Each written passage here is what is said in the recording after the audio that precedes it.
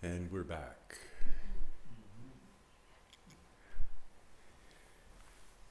So now is the time for you to find whatever questions, whatever topics in your mind.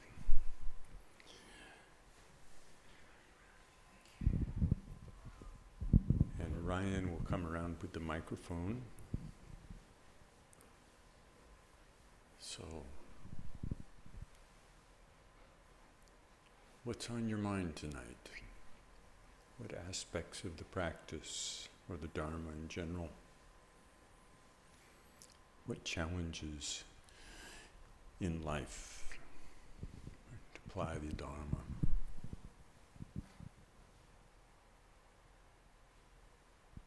What shall we talk about?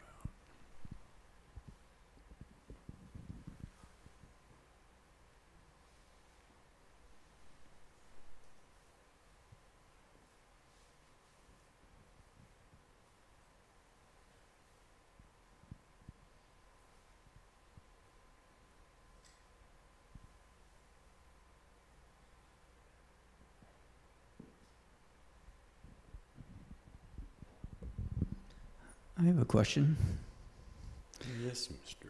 Yeah. The question is about how to join a sense of compassion with shamatha or calm abiding.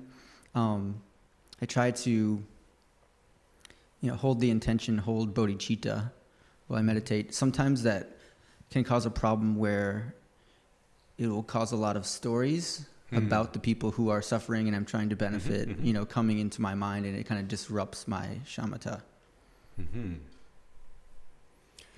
Yeah, it's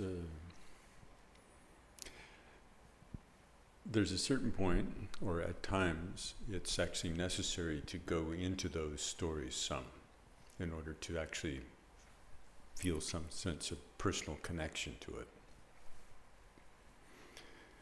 But then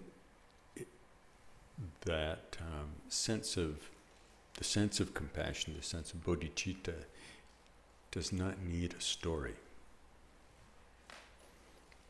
In the end, it doesn't. At the beginning, we respond to situations. It's sort of like they're a reminder that we're intend to cultivate compassion, and then it comes up, or it just comes up naturally. But we can actually cultivate, as we cultivate a deeper and deeper understanding of how confusion arises and what compassion is, then it can be more like just a sense that we carry with us. And that openness doesn't need a story. So I found, for me, it's helpful to begin a session with a more, bringing some intention, some effort to the cultivation of a compassionate outlook, loving kindness and compassion, and to actually hold the space wherever I'm sitting to start out with. And it's actually easier when you're sitting with people to do this, to actually just hold the room as though you could actually hold the room in a sense of warmth, just a warm-heartedness, a sense of connectedness, and then to allow that to just fill space. And then in the middle of that, sit.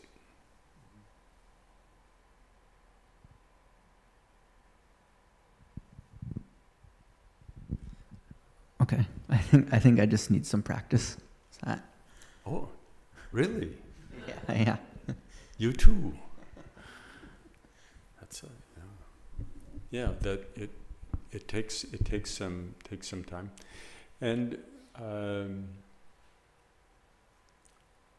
it's good not to do that, not to kind of make a big task list out of it. like some giant box that you have to check off. Am I really, really being compassionate and loving while I'm doing calm abiding? That gets in the way. Yeah. It's too big a deal. That's kind of what happens, is that I'll kind of check myself, be like, oh, are you doing it? And then that's like the distraction. Yeah, it is.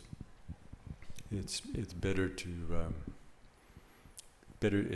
just like set it up at the beginning. And then there are times when I found it very beneficial to actually, if I'm very distracted, and my distractions are particularly very sort of swirling around in very self-involved ways, to then intentionally open again. And then in the midst of that, find the breath, or whatever the object of meditation, or whatever the meditation is.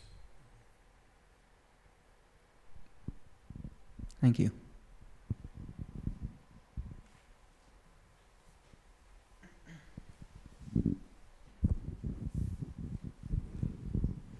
Yeah, to follow on that, what I thought I was hearing was, in a way, it's almost like the three wisdoms, but it's starting with the contemplating and then just let it drop, and when that lets go, it kind of flavors the meditation without it being too heavy-handed. Mm-hmm. Yeah. Okay. And for those who don't know, the three wisdoms are the wisdom of study, contemplation, meditation. And in this case, one would have to spend some time apart from the meditation session to actually consider the benefits of developing loving kindness and compassion, and then to reflect on that. And we use then contemplation to give that some juice in the moment, to really bring that. And then in the midst of that, then the simplicity can occur in the middle of that. Thanks for explaining it that way.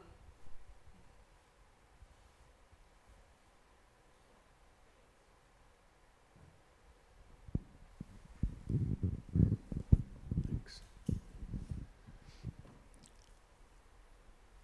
On something similar, but maybe the flip side of that.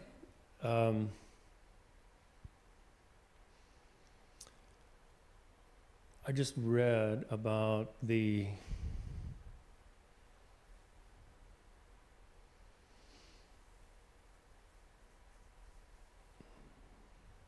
attachment, anger, and indifference, and their flip side wisdoms. And a description from Pema Chodron that was, if you can generate one of these, and she used anger to start with, and then drop the story that got you so angry, and just rest with the energy of that, it becomes the corresponding wisdom. But I forget which ones correspond. Mm-hmm. But that made total sense to me. If you drop the story, there's no object, there's no longer an object or subject to the anger, and you rest with like clear seeing. But I bet I got it wrong, so maybe you can elaborate that. I'm not actually. I'm familiar with other formulations for this relationship between mental poisons and wisdoms, but not one that includes indifference. Maybe ignorance is probably what I meant to say. Well, even ignorance. Mm. I'm not. No. Other ones, the more active, energetic things. Uh-huh. Jealousy, pride, Right. attachment, aversion.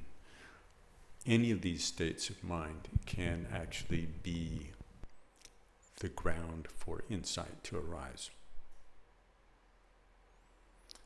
They tend to be the ground for us to just cause ourselves and others more trouble. And the first step, what you describe, is dropping the story, which is a way of dropping the momentum. Don't invest more in that. Then the raw state that's arising in experience, it doesn't automatically move all the way to wisdom. That step by itself of dropping the story is actually the cultivation of renunciation. Just doing that much. You actually have to do the next step of really turning the awareness straight back into the experience. And in that, then since any experience can be the ground for insight, then you can say there's a corresponding wisdom that comes up. But it almost makes too big a deal out of it. It's kind of like, ooh, I have anger. Ooh, now I could have mirror-like wisdom. Ooh, I got this one. Ooh, then I could have this. But just that the basic move first of, again, you have to have the three wisdoms. You have to really look it over and study the subject. Put it in your head that actually feeding the anger is not my friend. This is not my friend. I really have to, and then to look, see how is it that I do that? Then when can I have the opportunity to cut the way that I feed it?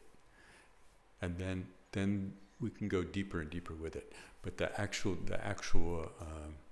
if we say mirror-like wisdom in relationship to anger, this is actually, you have to have very stable practice to really turn the attention into that experience in a way that's not caught in it. And that's, so it's best not to fool ourselves too much. That's one of the problems of fancy names for meditation experiences.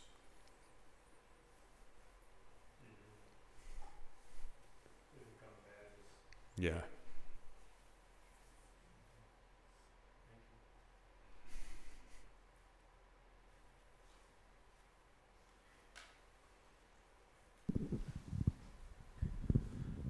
To kind of follow up on Jeff's question, like it's definitely something I find myself, it seems like, increasingly struggling with is feeling more and more angry, and it's just paying attention to day-to-day unfoldings in America and in the world, and when you say feeding the anger isn't our friend, like I think I can kind of see where I sometimes ruminate, or I'll contemplate,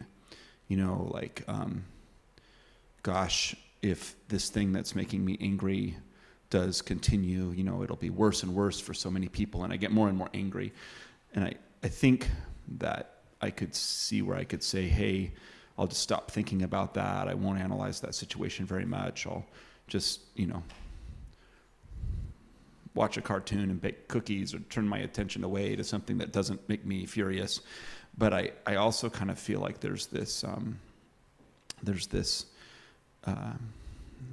like, I don't know exactly what to call it, but almost like an instinct that's instilled in Mother Nature. Like, I know there were times where I did things because I was really angry. I remember a couple times, like in high school, when some poor,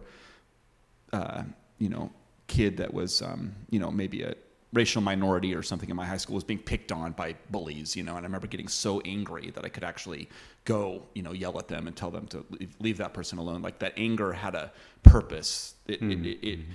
I kind of felt like Mother Nature was sort of gearing me up to address a crisis situation, and to be able to do it in an effective way. That anger was, the way that like a dog might fight back against a cougar, it's kind of like there's a purpose to that. I know that when I find myself feeling angry over injustices and other terrible things, like I struggle with, should I, not feed the, I feel like an obligation to approach the bullies and to try to fight back against things that are clearly unjust and terribly damaging or potentially damaging. And I'm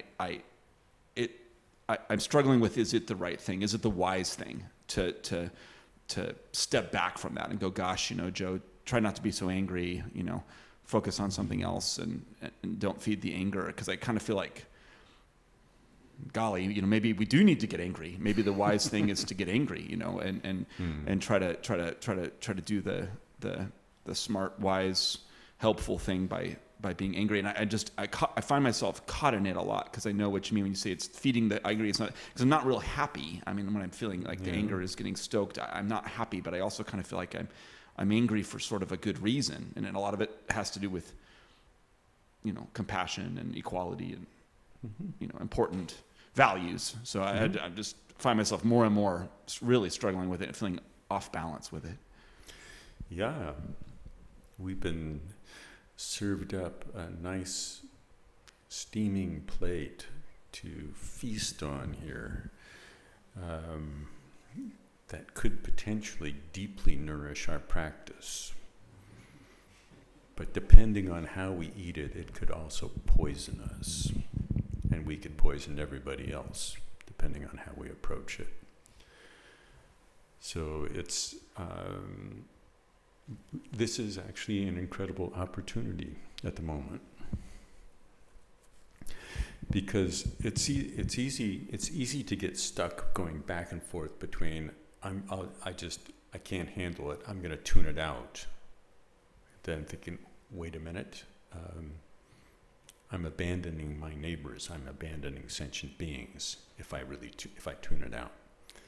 And then we don't know that there's another station to tune to besides turning it off and tuning it to the particular brand of reaction that we have. It's kind of like either you have a fire or you don't have a fire. If you have a fire, you call the fire department. And for us, the fire department is a certain pattern of anger and a certain style of expression and a certain degree of more or less being completely lost in the midst of that, being entrapped by it. So you touched on something that I think is quite important, in that there are different energetic states that are actually very helpful in different situations. A highly energized state is actually very useful in intervening in certain kinds of situations. That highly energized state usually comes about with us with anger. But the anger itself, we have to be careful about teasing out the energy of that and what's appropriate and effective way to apply that energy versus the side that's self-aggrandizing, I'm right and everybody else is wrong, and it actually doesn't matter what I do because what somebody else is doing is so much worse. There's a bunch of stuff that goes along with that, and so this requires some very careful teasing apart so that we're not actually making things worse. And this is difficult work. It's very difficult work. But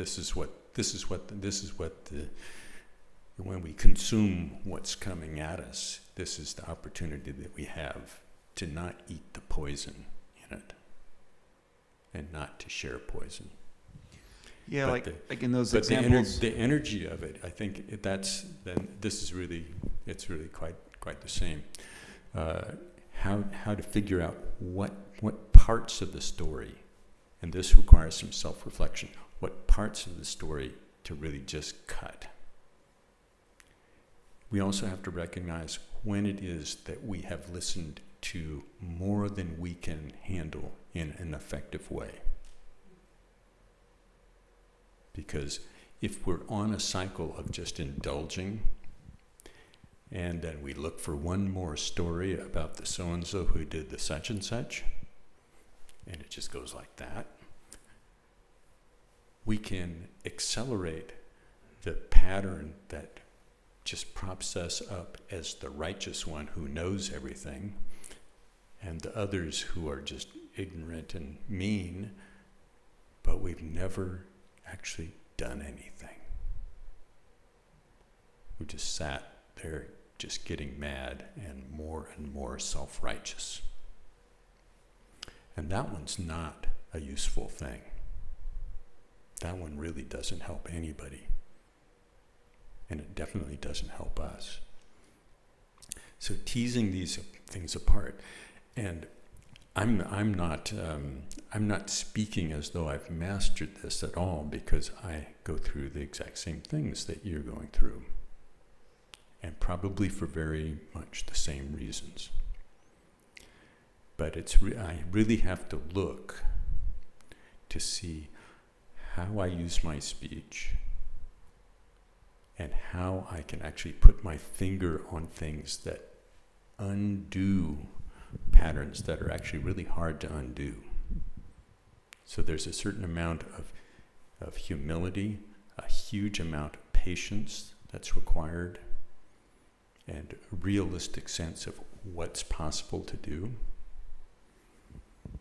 These are big challenges. It's big challenges. And when we do actually go into fire department mode, we'd better darn well be ready to pick up the pieces after we bust down the door and we've trashed the house, we've destroyed the village in order to save it. We have to be ready to pick up the pieces and see what our role was in it. And that's a hard part, because a big piece of anger is the self-righteousness. Yeah, for sure. Like I just feel sort of steeped in it, and like just to compare, like, you know, I look back on those couple of times I can think of, like in high school, where I felt angry and kind of, you know, stood up to somebody that was getting bullied, you know, some homophobic or racist bullying that was pretty ubiquitous.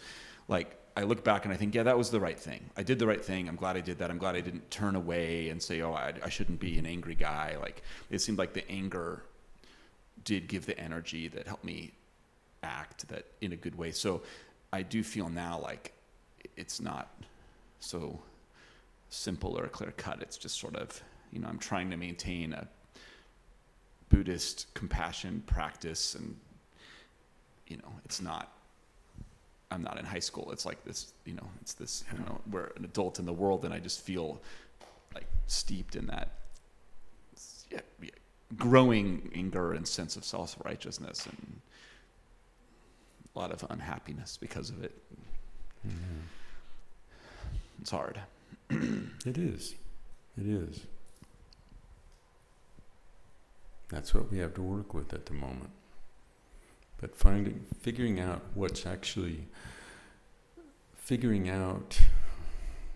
effective is really, really hard.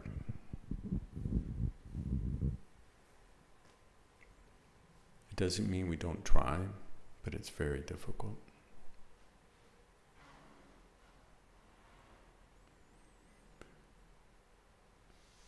And feeling like we have to win is also problematic.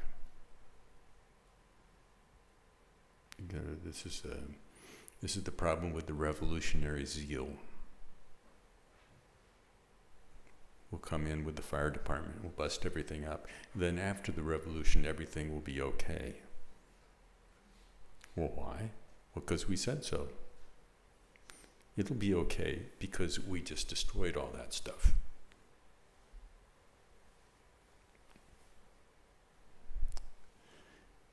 It doesn't work.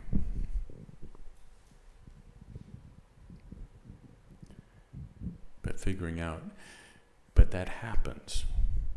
and we do participate in it. But every step along the way, we have to be ready to see something new, to see something more, to see our own limitations along the way. It's very hard, and it is so much easier. I've also been involved in situations where I saw something and no, I'm not gonna let that one go. That one-on-one situation is much easier to work with. It's much more self-contained. We still have to watch out for the arrogance, the self-aggrandizement, and all the rest of it. Yeah, but even if we make mistakes in those departments, it's easier to clean up because we can go back and say, I came down pretty hard on you, but it's like I can make amends for the part where I came down too hard. You can clean it up. It's harder to do that in kind of a global context. One of the challenges in engaging in situations with bodhicitta is that we don't get to have we don't get to win. We don't get to get everything done and over. It's never over. I've told the story of the Bodhisattva Avalokiteshvara several times, but it's basically the story of Bodhisattva burnout. And the Bodhisattva finds, Amitabha tells Avalokiteshvara, he said, your meditation's coming along really well. I mean, you can handle this because your meditation is actually going so well that it's not going to go to your head. So just by sitting, so many beings are liberated just by your presence. So just sit. And so the Bodhisattva sits for eons, thinking that, after a little while, a few eons now, sitting, I've just been feeling all these beings be liberated. So, samsara must be getting close to empty by now. And part of the deal with Amitabha, his guru, said, of course, I'm going to sit down here, and if I lose my patience, may my head split into 1,000 pieces. And so, of course, when he's meditating, then he's kind of goes to peak, see how samsara is doing. And there are just as many confused, suffering beings as there were when he started out, and his head explodes. So the notion of bodhisattva compassion fatigue, the story's baked into the tradition.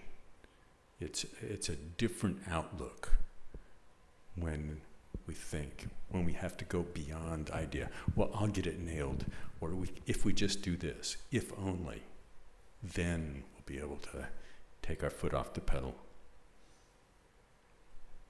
It's a different kind of outlook when we do that. Then we have to keep on engaging, but without that sense, I'm going to get the payoff. It's going to turn out well on my terms. But we still have to engage in all the different opportunities that we have available to us. It's a challenge. I don't feel like I do a very good job of it myself. But I think that's one of the biggest questions that we have right on our plate right at the moment. And I don't know if anything, I talked a long time, and I don't know if anything is helpful. Well, I find your talking helpful. Well, at least we can commiserate.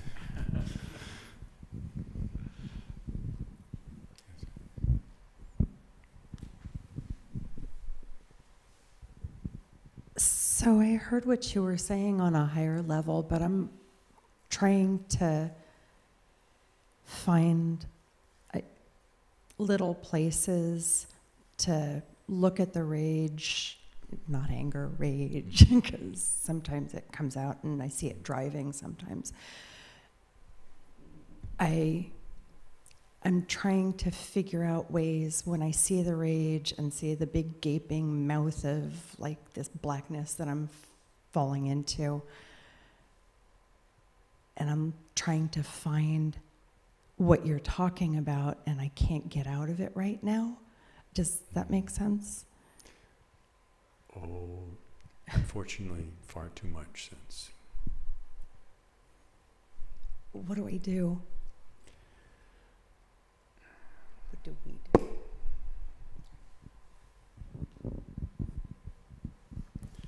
One thing is, I think it's important to not open ourselves too much beyond what we can actually handle. And it's like, I wish I was Superman. I really do. I wish that you had superpowers also, but we likely don't. So we actually have to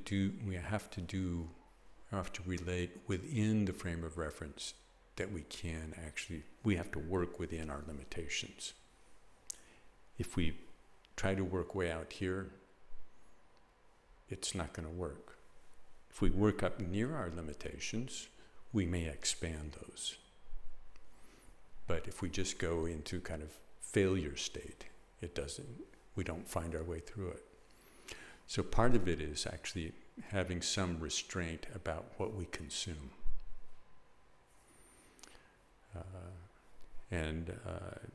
I think it was Thich Nhat Hanh, it might be somebody else, but talked about the precept of intoxicants. You don't take intoxicants because they're not good for you. And to the extent that we consume all kinds of news and information, we can consume more than we can handle, more than our spiritual or psychological liver and kidneys can process, and then we're poisoned. So we have to make sure that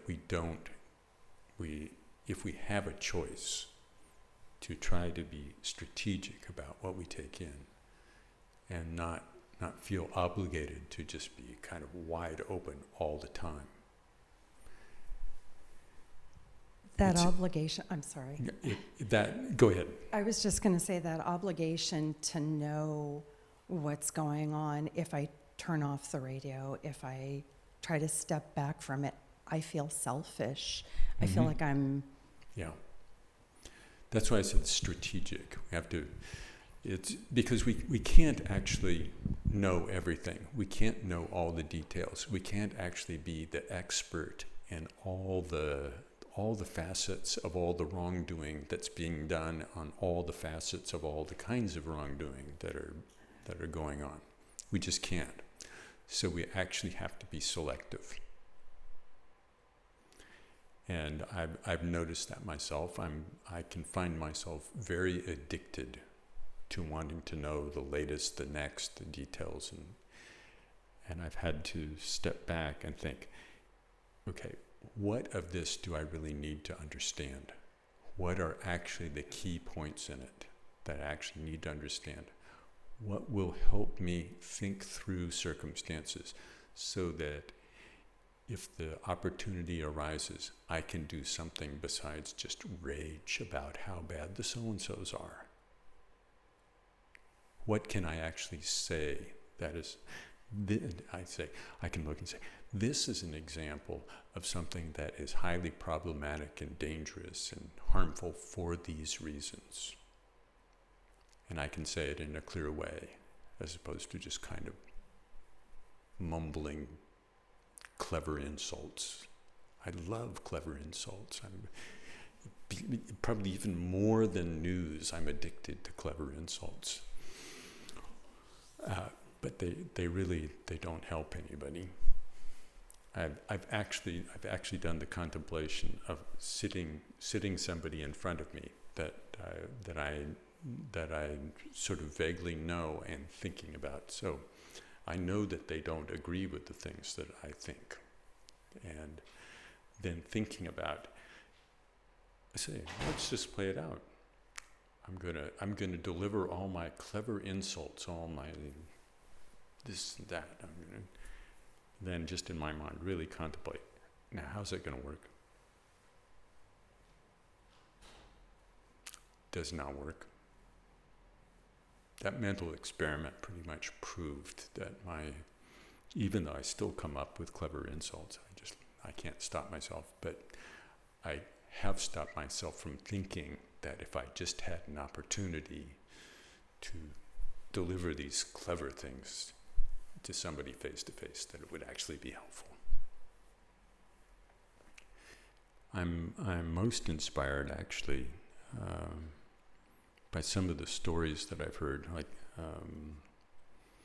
you probably know them better, Linda. I think you shared it. The stories about people, a couple of black guys who actually made friends with people in the Ku Klux Klan.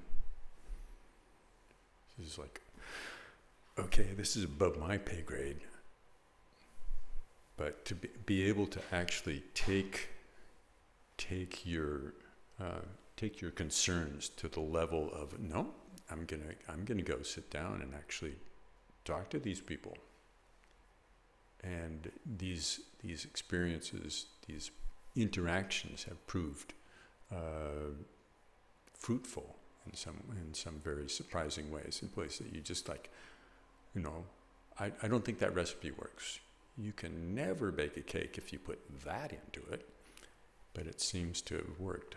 But what they are actually capable of doing in those interactions is very, very different. It's not my repertoire of clever insults.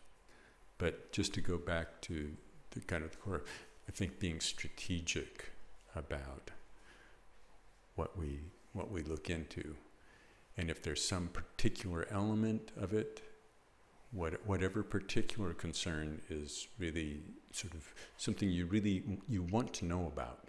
You want to know how to make this one kind of thing really work, whatever that is. But to have that kind of the positive view, and to really think clearly about that, and to think about the context of what's going on in circumstances now that you find very unhelpful, very harmful. And to understand that one piece, so that you have one piece that you can actually say, this is the piece, this is going to be my specialty. But that's part of being strategic about it. Otherwise, we could think that turning off the radio and stopping reading was self-indulgent.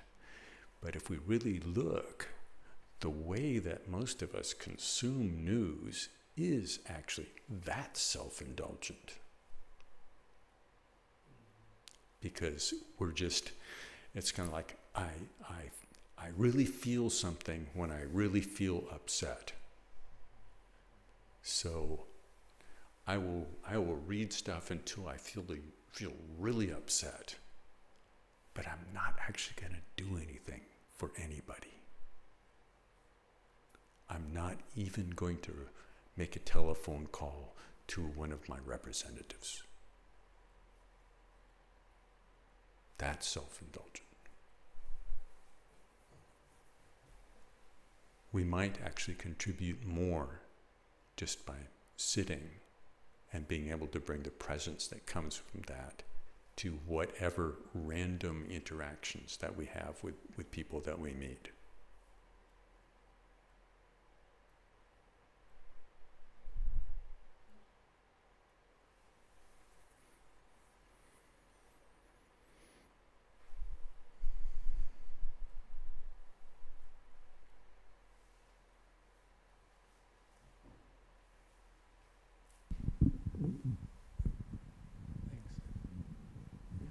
A couple of things come to mind on that last note you just mentioned. On one, I remember being at a march back in the early days of the Iraq War. And I thought that the most moving element of the march, as you know, all these thousands of people marched along, was a small group of Japanese women dressed very simply. One of them had a drum, and they walked very slowly and concentratedly and kept time on the drum. And that was their whole thing, and it was beautiful. It was sort of holding the witness space. The other thing that came to mind, a friend of mine pointed this out to me in a similar discussion that we're having now, only much more, it was a little different. And he pointed out that at this particular time, what's wonderful is that many more people who have been used to just going about their lives in their own easy little way are really agitated and really thinking and really centering and really wondering about all this. So it's waking up the culture in a real way, in a lot of probably destructive ways, but possibly in a lot of very constructive ways. So it gives me some sense of optimism, just that. Like we're not, many of us are not asleep anymore. Mm-hmm. Well, my personal hope is that we can spend more of our mental energy. There's a lot of kind of things to react to, but to actually spend more of our mental energy becoming clear about how to move from where we are to something more positive. And to be careful about that, and to move beyond, to have the humility to consider that maybe the things that we've fought in the past, the recipes, our personal ideologies, that all of these may be too limited to face the future in a constructive way.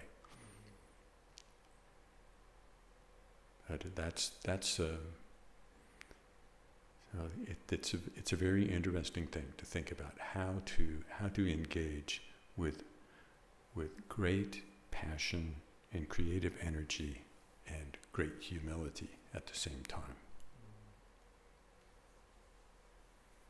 But that seems to be what's needed.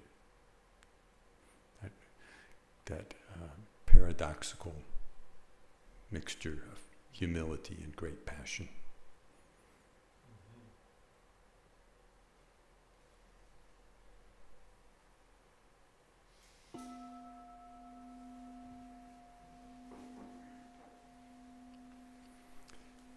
Well, we've had a chance to talk about some things and to engage in some practice together.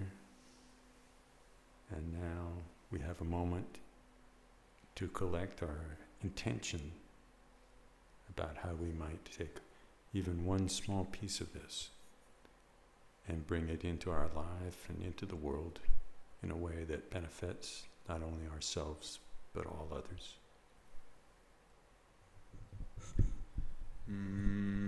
By this virtue may I quickly realize Mahamudra and establish all beings without exception in this state.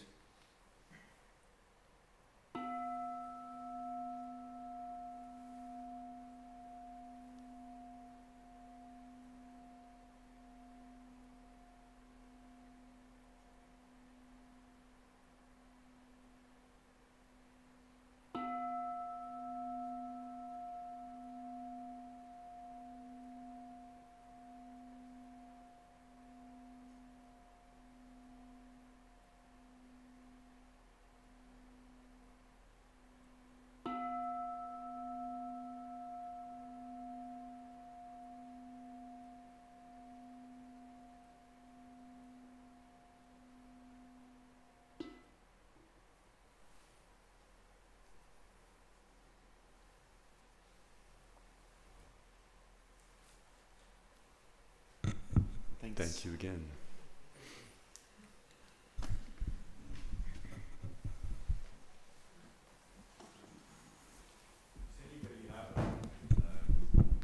Have a favorite book about Buddhism in general?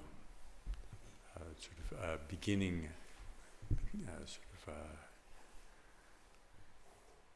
this is, I have a request, and just start shouting out some names. So, all right, there's one.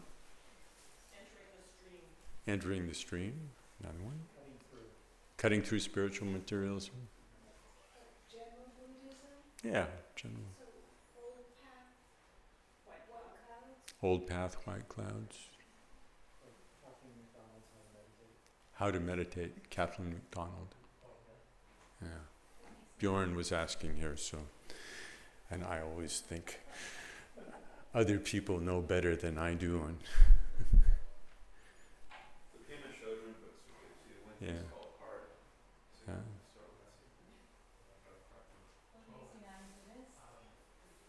Yeah.